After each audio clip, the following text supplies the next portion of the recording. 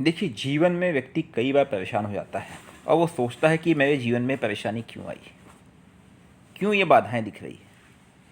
देखिए, एक एग्जाम्पल लेते हैं। एक जातक की कुंडली है जिनका जन्म 21/12/1973 को हुआ है। जन्म समय 3:45, जन्म स्थान है अहमदनगर। अब ये बहुत परेशान है और बच्चों की नौकरी और शादी से रिलेटेड भी इनकी चिंता है, उससे रिलेटेड भी इनके प्रश्न हैं। देखिए, आपकी कुंडली से बच्चों की मतलब इस कुंडली से बच्चों की नौकरी और शादी के बारे में विवेचना करना उचित नहीं होगा, क्योंकि उसमें कई तथ्य होते हैं। देखा जा सकता है वर्ग चार्ट वगैरह देख करके, लेकिन वो बहुत ही हेक्टिक प्रोसेस होती है जिसमें हम जाना नहीं चाहेंगे। वो तभी होता है जब किसी का कुंडली अवेलेबल ना हो। जैसे बच्चे अगर माँ बाप की कुंडली देखना चाहे उनके भविष्य को, उनके हेल्थ को लेकर के, तब देखा जाता है। खैर, अब ये वृषभ लग्न की कुंडली है। वृषभ लग्न इसलिए क्योंकि लग्न स्थान पे 2 नंबर है। 2 नंबर मतलब वृषभ लग्न। टेबल देखिए, वृषभ लग्न जिसके स्वामी शुक्र है, लग्ने शुक्र कहाँ बैठे हैं? लग्ने शुक्र बैठे हैं भाग्य भाव में। लग्ने शुक्र का भाग्य भाव में, मित्र के घर में, शनिदेव के घर में, मकर में राशि में बैठना अति अति अति अति अति उत्तम माना जाता है। लेकिन ये क्या, शुक्र के साथ बृहस्पति बैठ गए हैं नीच के होकर के। ओ, अब बृहस्पति कहाँ के कारक है इस कुंडली में? एक तो अष्टमेश बनते हैं और दूसरे लाभेश बनते हैं या फिर एकादशेश। अष्टमेश का भाग्य में बैठना और भी नीच का होकर बैठना कहीं ना कहीं बृहस्पति को तकलीफ देता है। अब बृहस्पति की डिग्री देखते हैं, 15 डिग्री है। और बृहस्पति की सॉरी 19 डिग्री है। और शुक्र की डिग्री कितनी है? 15, मात्र 4 डिग्री का अंतर है। तो बिल्कुल बृहस्पति का प्रभाव शुक्र पे पड़ेगा लग्न पे। तो लग्नेश कहीं ना कहीं किसी हद तक एक पीड़ा में है। ठीक है, अब बात करते हैं इस कुंडली में, आगे बढ़ते हैं कि ये परेशान क्यों है। तो लग्नेश की पोजीशन ठीक नहीं है। अब जो हम परेशानी की बात करते हैं, अब हम देखें कोई ग्रह अस्त है क्या? हमें तुरंत नज़र आता है कि भाई साहब बुध महाराज अस्त हो गए इस कुंडली में। देख लीजिए, यहाँ पे बुध अस्त है, सप्तम भाव में बैठ करके मैंने गोल कर दिया है। ठीक है, बुध की डिग्री 25 है, सूर्य की 6 है, मतलब 11 डिग्री का अंतर है। बुध इस कुंडली में कहाँ के मालिक है? बुध इस कुंडली में धन के मालिक है। तो धन की दिक्कत होनी ही होनी है, क्योंकि जिस भाव, मैंने ये चीज़ पहले ही बताया है कि ग्रह अस्त ठीक नहीं माना जाता। जिस भाव के कारक अस्त हो गए बुध, तो धन की परेशानी आनी ही आनी है। उसके बाद वो विद्या और संतान के कारक है। संतान पक्ष को परेशानी बननी ही बननी है। तो बच्चों से रिलेटेड जो भी परेशानी है या धन के रिलेटेड जो भी परेशानी है, उसके कारक यहाँ कौन बने? बुध। बुध बैठे किनके साथ है? अब नीच के चंद्र के साथ। चंद्र पराक्रम के कारक भी है, छोटे भाई बहन के कारक भी है। तो वहाँ से आपको कोई सहयोग नहीं मिल रहा है और आप हिम्मत नहीं कर पा रहे कुछ बड़ा करने का, क्योंकि चंद्र भी पीड़ित हो गया। अब क्या करें? चंद्र पीड़ित, बृहस्पति पीड़ित। बृहस्पति ने लग्नेश को भी कहीं कुछ हद तक पीड़ित कर दिया और बुध अस्त हो गया है। तो ये प्रॉब्लम की बात करते हैं। ठीक है, अब शनि बैठे केतु के साथ धन के भाव में। वो भी एक वहाँ पे अभाव क्रिएट करे, मात्र 3 डिग्री का अंतर है शनि और केतु में। देखिए, मैंने यहाँ पर डिग्री मैंने बना रखे सबके, कौन से किसका कितना डिग्री है। ठीक है, तो शनि केतु में मात्र 3 डिग्री का अंतर है। This is also another problem. उसके बाद सूर्य का ग्रहण हुआ है जिसे राहु ने किया हुआ है, वो भी अष्टम भाव में। खैर, अब हम उपायों पर जाते हैं स्ट्रेट फॉरवर्ड। क्योंकि आपका चंद्र भी अस्त है, नहीं चंद्र पीड़ित है, तो मन का कारक है, तो मानसिक परेशानी और चिंता आपको होनी ही होनी, कुछ भी कर लो। अब आपने पूछा था कि बच्चों की नौकरी और शादी। देखिए, बच्चों की नौकरी और शादी के लिए उन्हीं की कुंडली देखना उचित होगा, इसमें से हम नहीं देखेंगे। वो अभी वर्गीकरण चार्ट सेफ नहीं होते। रीज़न बता रहा हूँ मैं। वर्ग चार्ट जब भी आप देखते हो तो समय एकदम एक्यूरेट चाहिए, क्योंकि उसमें 2-3 मिनट के टाइम डिफरेंस से बहुत कुछ चेंज हो जाता है। तो वेस्ट ऑफ टाइम है और रिजल्ट की गारंटी नहीं है वहाँ पे। ठीक है, तो उसको मैं यहाँ पे नहीं देख रहा हूँ। अब इनकी परेशानी तो समझ में आ गई है।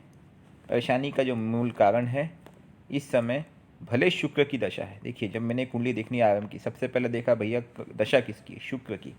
तो मैं बोला यार लग्नेश की दशा है, फिर भी व्यक्ति परेशान क्यों? तुरंत नज़र गई खटकी बात, भैया नीच के ग्रह बैठे हुए हैं, उन्होंने उनको परेशान कर दिया है। तो लग्नेश की घर के मालिक जो है, इस कुंडली के मालिक शुक्र की भी चलती कहाँ है? जब मालिक की नहीं चलेगी तो क्या होगा? अब बृहस्पति और चंद्र नीच के 2 ग्रह, वो अपनी चला रहे। सप्तम भाव में एक आपके दाम्पत्य सुख में भी दिक्कत डाल दी, आप मानसिक तनाव में रहते होंगे, हो सकता है पति पत्नी में नोकझोंक भी होती होगी। बच्चों से और समस्या, क्योंकि बुध वहाँ पे अस्त बैठा हुआ है। सबसे पहली चीज़ आपको करना है, बुध को बल देना है। बुध को बल कैसे देना है? आपको हरा कलर पहनना है, हरा कलर की चीज़ें खानी है, साग सब्जियां खानी है, जीवन में हरा कलर अपना लो। पहला ये हरा और सफ़ेद। लेकिन सफ़ेद में आपको ये भी नहीं बोल सकता क्योंकि चंद्र का कलर भी सफ़ेद होता है, तो वो चंद्र आपको और मानसिक तनाव देगा, तो आप हरा कलर अपनाइए जीवन में। क्योंकि शुक्र की महादशा है तो शुक्रवार का उपवास आरंभ करें। मंत्रों की बात करें तो आपको 4 मंत्रों का जाप करना है, शुक्र बुध गुरु और चंद्र। शुक्र का मंत्र ओम शुम शुक्राय नमः, इसकी एक माला। बुद्ध का मंत्र ओम बम बुद्धाय नमः, इसकी एक माला। गुरु का मंत्र है ओम ब्रह्म बृहस्पति नमः, इसकी एक माला। और चंद्र का मंत्र है ओम सोम सोमाय नमः, इसकी एक माला। डेली आप शिव मंदिर जाइए, डेली जाना है बाय डिफ़ॉल्ट। देखिए आपके लिए कोई अल्टरनेटिव नहीं है, जाना ही पड़ेगा। अगर आप नॉनवेज नहीं खाते हैं, क्योंकि मुझे लगा कि आप नॉनवेज खाते होंगे, आप अहमदनगर से हैं और जो मुझे एहसास होता है, लेकिन अगर आप नॉनवेज नहीं खाते हैं तो आप सबसे पहला काम कीजिए, रुद्राक्ष धारण कीजिए 5 मुखी। ये आपको राहत देगा, ठीक है। तो शुक्रवार का उपवास मैंने आपको बता दिया है। साथ में आप पूर्णिमा का उपवास कीजिए। पूर्णिमा के दिन आप शिवलिंग पे रुद्राभिषेक कीजिए, कम से कम 11 पूर्णिमा ओम सोम सोमाय नमः मंत्र से। और ये रुद्राभिषेक आपको कम से कम 1 माला तो करना ही करना है, विदाउट एनी फेल। इससे आपका मानसिक तनाव मजबूत होगा। अब एक तर्क है इसमें, क्या मैं इस कुंडली में अस्त बुध के लिए पन्ना दे सकता हूँ? बिल्कुल दे सकता हूँ, मुझे ऐसा लगता है पन्ना देना चाहिए। लेकिन दूसरे पल में भी नज़र जाती है कि शनि और केतु भी बैठे हुए, और बुध जो है बिल्कुल मजबूत पोजीशन में नहीं है, ठीक है। तो वो कहीं ना कहीं मार्केश की भूमिका निभा सकते हैं। खास करके देखिए होता क्या है कि गोचर में शनि भी घूम रहा है, तो उसमें देखिए अब आप तो ज्योतिष हो नहीं, मैं आपको बता दूंगा, तो एक आध बार कुछ ना कुछ परेशानी बन सकती है। तो पन्ना ऐसा है कि अगर आप ट्राई करना चाहते हो, अगर आपका बजट है तो आप पन्ना ट्राई कर लो, 15-20 दिन डाल के देख लो, रिजल्ट आ जाएगा। पन्ना ना ले सको तो उसकी जो उपरत्न आते हैं जो लो क्वालिटी के, उनको आप ट्राई कर लो, ठीक है। लेकिन आप हरा कलर फॉलो करते हो और बुद्ध को मजबूत करते हो, गणेश जी की पूजा भी करते हो, वो भी बुद्ध की पूजा हुई। लेकिन आपके बच्चों के संबंधित या आपके परेशानी या धन के संबंधित परेशानी को दूर करने के लिए आप डेली मंदिर जाए। या तो शिव को पकड़े या तो शक्ति को पकड़े। शिव मतलब शिव पूजा और शक्ति मतलब किसी दैविक शक्ति की, लेकिन रोज़ आपको मंदिर जाना पड़ेगा, तब आपको कुछ राहत मिलेगी। ऐसा नहीं है कि हफ्ते में 1 दिन, ठीक है। देखिए मैं एक वीडियो और भी डालने ही वाला हूँ आजकल में, कि ये जो परेशानियाँ होती हैं ना, इसमें कोई डरने वाली बात नहीं है। हर व्यक्ति ने के मुंह पे कालिक लगी पड़ी है, आप हो, मैं हूँ, कोई भी व्यक्ति हो। हमने बहुत पापड़ बेले हैं, कई गलत काम किए हैं, कई जन्म हमने लिए हैं, एक जन्म की बात नहीं है। इसके पिछले जन्म, इसके पिछले जन्म, इसके पिछले जन्म। हो सकता है किसी जन्म में आपने अपनी पत्नी को बहुत तकलीफ़ दी हो, ठीक है। किसी पत्नी को, पहले तो लोग 4-4 शादियाँ करते थे, वैसे किसी को छोड़ दिया हो।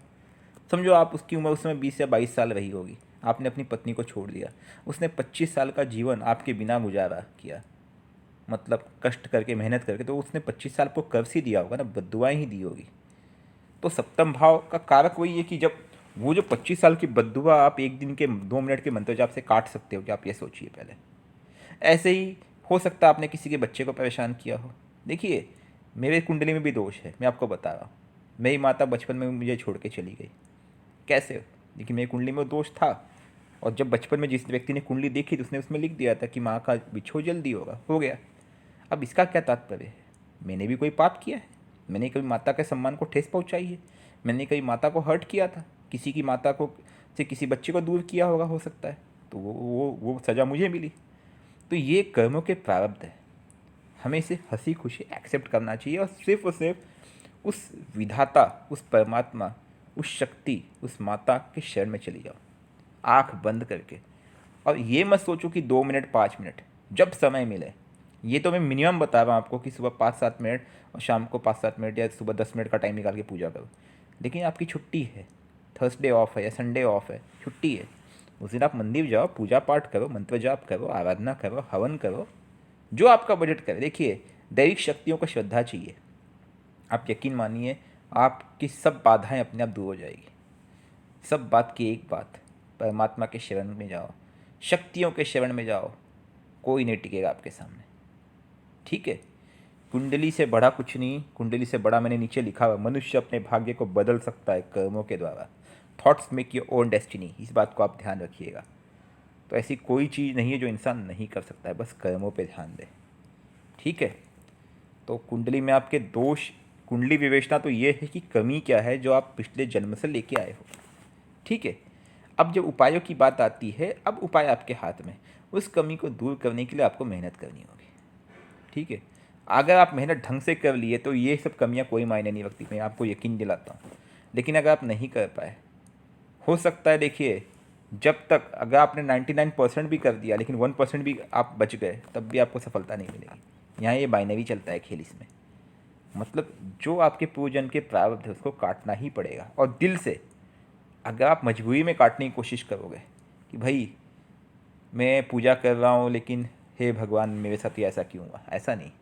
सच्चे दिल से, जैसे आप अपनी माँ से प्रेम करते हो, जैसे आप माँ है वैसे माँ की शरण में चले जाओ। जैसे आप पिता से करते हो वैसे ईश्वर परमात्मा को, शिव जी को अपने पिता या मित्र बना लो।